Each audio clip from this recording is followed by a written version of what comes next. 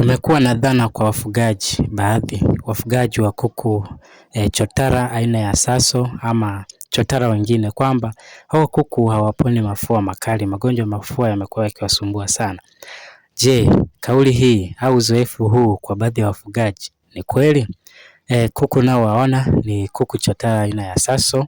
Nimewafuga kwa njia ya kisasa lakini kwa mazingira ya kienyeji, lakini kwa kuzingatia kanuni zote za kisasa ama kanuni zote za kitaalamu zinazotakiwa kwa ajili ya kuku hawa. Na kama unavyowaona hawa kuku wanataga mayai, na pia kuna mtazamo kwamba kuku wa chotara hususan Saso huwa hawatagi sana kutokana na maumbo yao makubwa.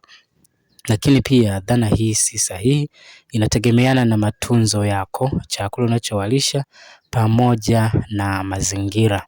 Turudi kwenye mada ya mafua. Kuku chotara aina ya Saso ama Kroila ama chotara wengine ama kuku wa kienyeji wana kawaida ya kushambuliwa na magonjwa endapo utakosea kanuni ya kuwalea mazingira, yaani chakula cha kuwapa, mazingira ya banda pamoja na vitu vinavyopaswa kufanyika.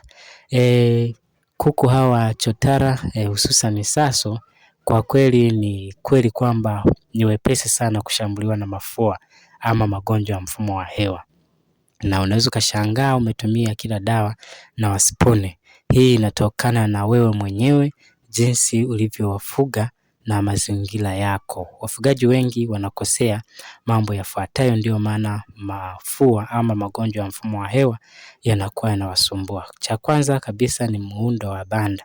Banda letu tunaloliona ni loko, lakini linapitisha hewa na usafi tunazingatia. Halipitishi baridi, tumeziba kila sehemu ambayo kuna upepo mkali, lakini kuna uwazi mkubwa ambapo hewa inapita kiurahisi. Kwa hiyo si rahisi sana ugonjwa huu kusambaa ndani ya banda letu hili. Lakini pia cha pili, chakula au lishe. Ukiwapa chakula ambacho hakina virutubisho vyote, kinga yao inashuka na hivyo inakuwa ni rahisi kushambuliwa na magonjwa, na ugonjwa mrahisi kuwashambulia wa kuku ni magonjwa ya mfumo wa hewa. Kwa hiyo hakikisha kwamba chakula unachowapa cha kwanza kiwe ni safi, kikavu, hakina vimelea vya wadudu. Cha pili, hakikisha kina virutubisho vyote. Lakini pia jambo la tatu la kuzingatia ili kuepukana na changamoto hii ya mafua ya mara kwa mara kwa kuku wako, unapaswa kuzingatia swala la vitamini. Ninapozungumzia vitamini inamaanisha kwamba usiwape zile synthetic vitamin au vitamini za viwandani. Namaanisha uwape vitamini ya asili, yaani watengenezee mchanganyiko wa vitamini ya asili na uwape mara kwa mara kwa ajili ya kuimarisha kinga yao ili kupambana na magonjwa mbalimbali ikiwemo magonjwa ya mafua. Na nitakuelekeza vitamini ambazo zinaongeza kinga kwa asilimia kubwa na kuzuia magonjwa hususani magonjwa ya mfumo wa hewa. Cha kwanza, uwape mlonge mara kwa mara. Unatakiwa uwape majani ya mlonge, wadonoe, ama ikishindikana andaa unga wa mlonge. Utakuwa unawachanganyia kwenye chakula ama utakuwa unawawekea kwenye maji. Kwenye chakula unaweza ukaweka vijiko viwili kwa kilo 2 kwa ajili ya kuwakinga na magonjwa mbalimbali ikiwemo magonjwa ya mfumo wa hewa. Cha pili, andaa uwe unawapa malimao. Unaweza ukatafuta majani ya malimao na ukawa unawawekea mara 2 kwa wiki kwenye maji yao. Limao 3 kwa lita 5 wanakunywa kwa mara 2 kwa wiki.